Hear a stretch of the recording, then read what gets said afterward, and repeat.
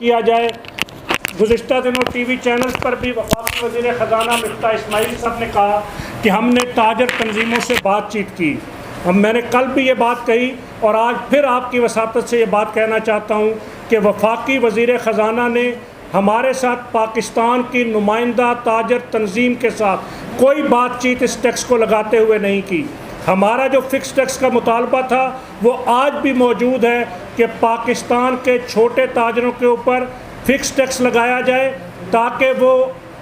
FBR के corrupt अहलकारों की blackmailing का शिकार ना हो, उनको ऑडिट के नोटिस, उनको टैक्स के नोटिस ना आएँ, उनको बार बार दफ्तरों का चक्कर ना लगाना पड़े, उनको FBR के अहलकारों की ब्लैकमेलिंग का सामना ना करना पड़े। लेकिन वो फ़िक्स टैक्स साल में एक दफ़ा दिया जाता है, इनकम टैक्स हर महीने अदा नहीं किया जाता। जुल्म यह है कि अभी जो बिजली के बिल दिए गए उसके ऊपर सेल टैक्स लगाया गया है, जबकि पाकिस्तान का छोटा ताजर ना वो मैन्युफैक्चरर है ना वो इम्पोर्टर है, उसके ऊपर ये सेल टैक्स किसी सूरत लागू ही नहीं होता। जो सेल टैक्स पाकिस्तान के छोटे ताजरों पर लगा दिया गया है और फिर 30,000 रुपये के ऊपर 3,000 और 6,000 रुपये टैक्स लगाया गया, जिसका 100 रुपये बिजली का बिल है वो भी 8,000 रुपये बिजली का बिल अदा करने पर मजबूर है। इसलिए हमने ये फ़ैसला किया था और आज भी इस फैसले के ऊपर कायम है कि पाकिस्तान का ताजर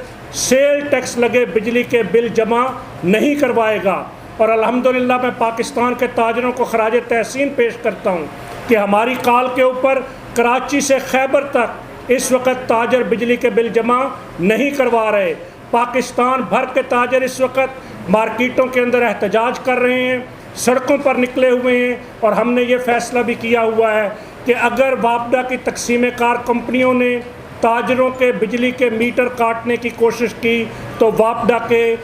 तमाम तकसीम कार कंपनियों के दफातर का घेराव किया जाएगा। हम किसी अहलकार को पाकिस्तान के ताजर की बिजली काटने की कतई इजाज़त नहीं देंगे। मेरे भाइयों और दोस्तों, यही नहीं, ज्वेलर्स के बिजली के बिलों के ऊपर 40,000 रुपये फ़ी बिल फ़िक्स टैक्स आयद कर दिया गया। और हमारे पास जो इतलात हैं कि ये इस फ़िक्स टैक्स के दायरे को बिजली के बिलों के ऊपर जो बड़े कारोबारों के ऊपर 2 लाख रुपये माहाना तक लेकर जाना चाहते हैं। इसलिए हम हुकूमत के आलमी मालियाती इदारों के हिदायत के ऊपर किए गए इन इक़दामात को मुस्तरद करते हैं। इसी तरह इस वफाकी बजट के अंदर रियल स्टेट सेक्टर जो पाकिस्तान का एक बड़ा सेक्टर है, रियल स्टेट सेक्टर के ऊपर जायदाद की ख़रीदो फरोख्त के ऊपर विद होल्डिंग पीरियड को भी ख़त्म कर दिया गया।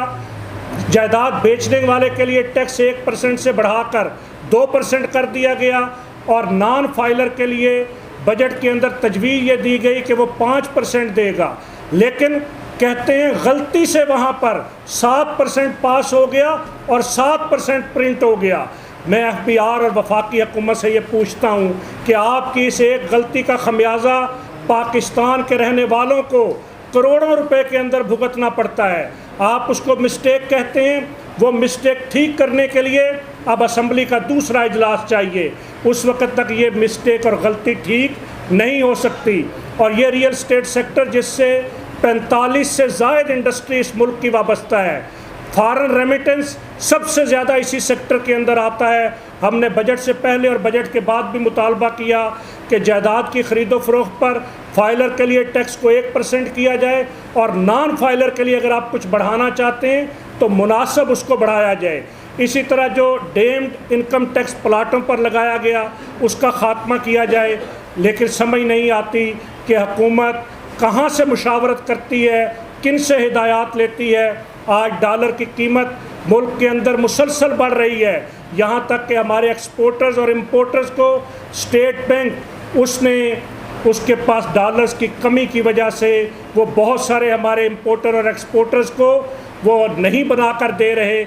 इसलिए कि वो कहते हैं हमारे पास वसाइल पैसा मौजूद नहीं है। पेट्रोलियम मसनूआत, उसके ऊपर तवक्को ये थी कि कल पेट्रोलियम मसनूआत की कीमतों के अंदर खातर खा कमी की जाएगी, लेकिन हुकूमत ने आलमी सतह पर कीमत गिरने के बावजूद पेट्रोलियम मसनूआत की कीमतों का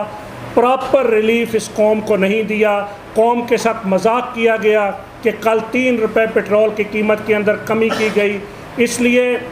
मरकज़ी तंजीम ताजरान पाकिस्तान ने, और एक अहम बात करता चलूँ, हुक्मरान बार बार कहते हैं कि हम मुशावरत करते हैं, हम ताजर तंजीमों को एतमाद में लेते हैं। मैं वफाकी वज़ीर ख़जाना और वज़ीर आज़म पाकिस्तान जनाब मियाँ शहबाज शरीफ साहब से ये पूछना चाहता हूँ कि किन ताजर नुमाइंदों के साथ उन्होंने मुशावरत की, कौन सी तंजीमों को उन्होंने बुलाया। हम वाज़े तौर पर यह बात कहते हैं कि हमसे इस हवाले से ना कोई मुशावरत की गई, ना हमें बुलाया गया। अगर वो ये मुशावरत का अमल पहले करते, अगर कोई भी फ़ैसला करने से पहले स्टेक होल्डर्स को एतमाद में लेते, तो शायद मुल्क के अंदर आज ये हैजानी कैफियत ना पैदा होती, शायद मुल्क की मुआशी सिमत दुरुस्त हो चुकी होती। हम आज भी हुक्मरानों को ये पेशकश करते हैं कि पाकिस्तान का ताजर पाकिस्तान की बेहतरी के लिए, पाकिस्तान की मईशत की इस्लाह के लिए हर वक्त हुकूमत से और इदारों से बातचीत और मुज़ाकरात के लिए तैयार है और मुज़ाकरात के ज़रिए मसाइल को हल करना चाहता है। लेकिन चूँकि हुकूमत इस वक्त हमें संजीदा नज़र नहीं आती मसाइल को हल करने के अंदर, हमने आज भी वफाकी वज़ीर ख़जाना से चंद दिन पहले चेयरमैन FBI के साथ मुलाकात की। हमने पाकिस्तान के ताजरों का मुकदमा बड़े वाज़े और दो टोक अंदाज में उन तक पहुँचा दिया है, और मरकज़ी तंजीम ताजरान पाकिस्तान ने